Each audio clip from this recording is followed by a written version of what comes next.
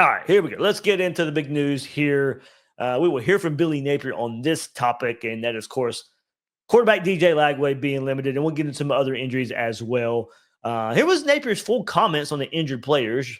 Quote, "You're going to see a number of players that will be modified in terms of their participation in spring practice. The following players will be limited. Caleb Banks has a foot injury. Sharif Denson is still on his way back in return-to-play mode with a foot from the postseason. Chad Gasper arrived with an ACL reconstruction.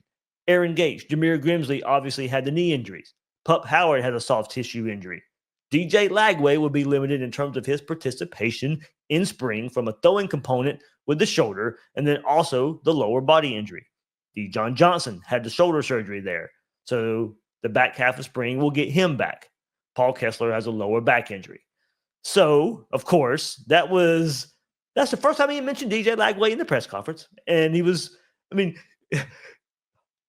would have started with it with DJ Lagway, but Billy Napier starts, and a few defensive players, and Caleb Banks kind of a surprise with the foot, but all the other ones we kind of knew about. And then right in the middle of it, and DJ Lagway's limited, by the way. So, of course, he was going to be asked about it. And to go deeper into it, so here's what Billy Napier had to say on the limitation of DJ Lagway. So I think some lower body, some shoulder. I think our intentions here are to be very smart. I do think he'll be limited in throwing activities, but he'll participate in all practices otherwise. And we've done a lot of homework here relative to the things that he went through as a player. He was an absolute warrior and a great competitor that showed toughness. And we've consulted with quite a few experts here from a UFL, from a national perspective, as we do with a lot of our players, in terms of second opinion. So I think in general, he'll be able to do quite a bit, but there will be some limitations. How much do you expand the playbook with him going into his second year? Yeah,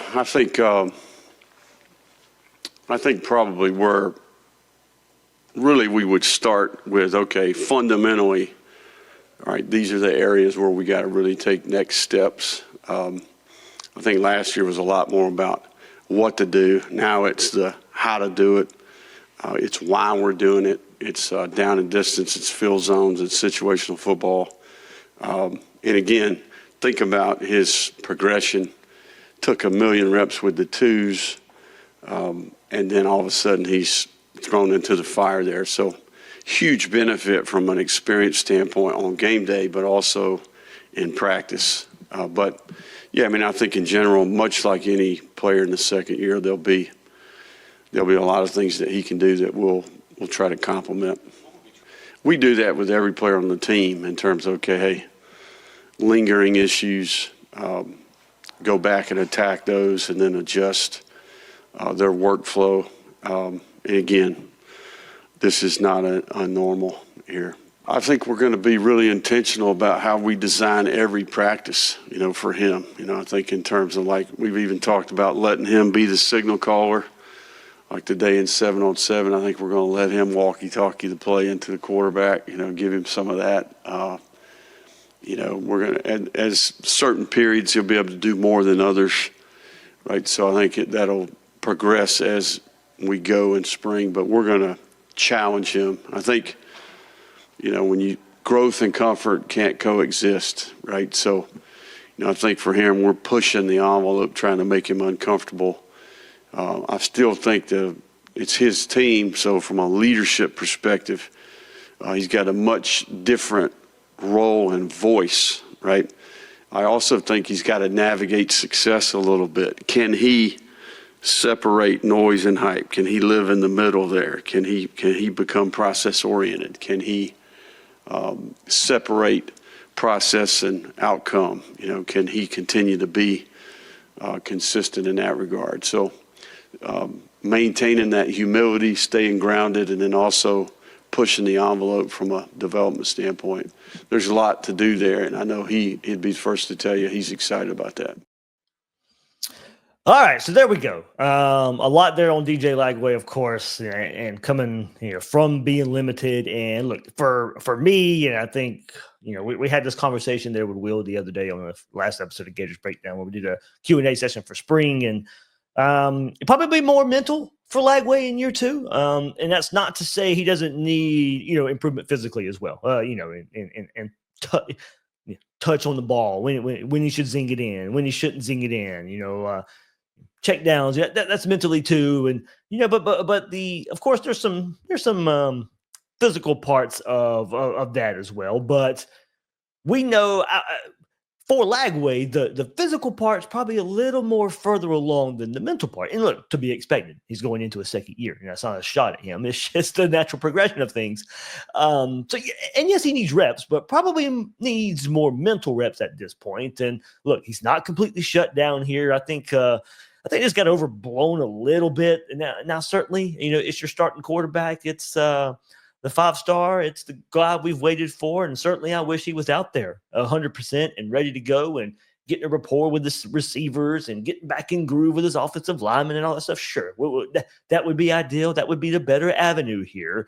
But you can tell they're going to be working on a lot of other things too. And I think the mental aspect will do a lot of good for DJ Lagway as well. I mean, yes, I'd rather have him out there. He's 100%. He's ready to go, 100% ready to go physically and 100% mentally. Not the case right now. But if it was anything major, I think we would have heard about it before now, and he wouldn't be out there at all. So, now let's go back to this. And part of where this got overblown was because there was, some thought out there that, this is coming out of nowhere with the shoulder injury. Where did this come from? It's not new. It's not new. And I had to make sure that was stressed on X after some things that would go out there. And it goes back to last season. And let's go back to early part of the season. This is after the Samford game. So Florida played Miami, Florida played Samford. And, of course, Mertz gets hurt versus Miami. Lagway has to take over and then starts, of course, the Samford game. Well, Napier was talking after that Samford game and revealed, quote, about DJ Lagway.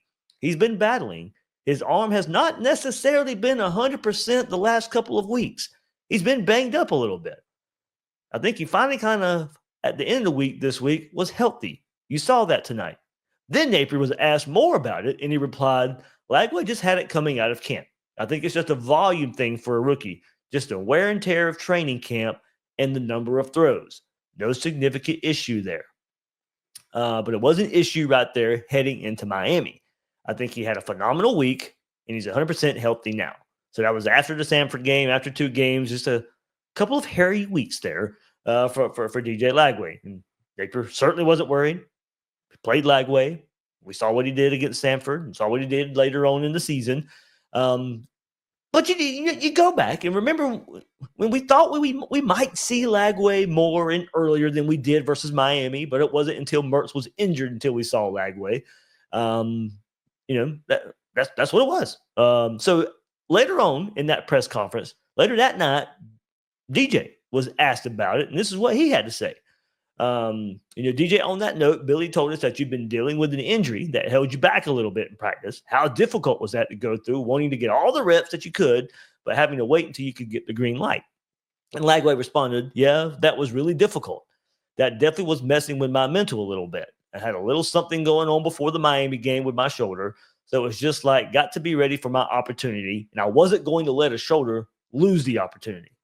So I just feel like I got to stay getting healthy, continue to get better, just working on my footwork and reps and stuff like that. So there we go. It's not a new thing.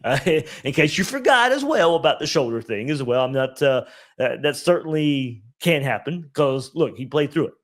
He ended up playing versus Miami. Ended up playing early in the season versus Samford, throwing the ball all over the place, and we get all excited and stuff. So as I said, it certainly raises, the radar and the pings a little bit. I'm not all that concerned. I asked around when this came out, and the people I talked to do not seem concerned all that much about it. So there we go. If you are, like I said, I get it. I get it. It's DJ Lagway.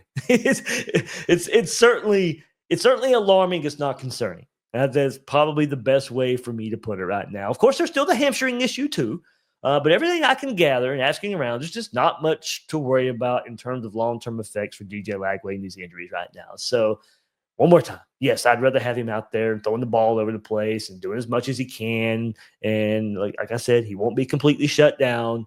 It's alarming because it's our prized quarterback, but alarming doesn't mean concerning. Just where I'll leave it now. Hopefully nothing gets worse. I mean, if it stays as it is right now, I think it's A-okay. Hopefully nothing gets worse there. Some lingering issues here, it seems like, from the season.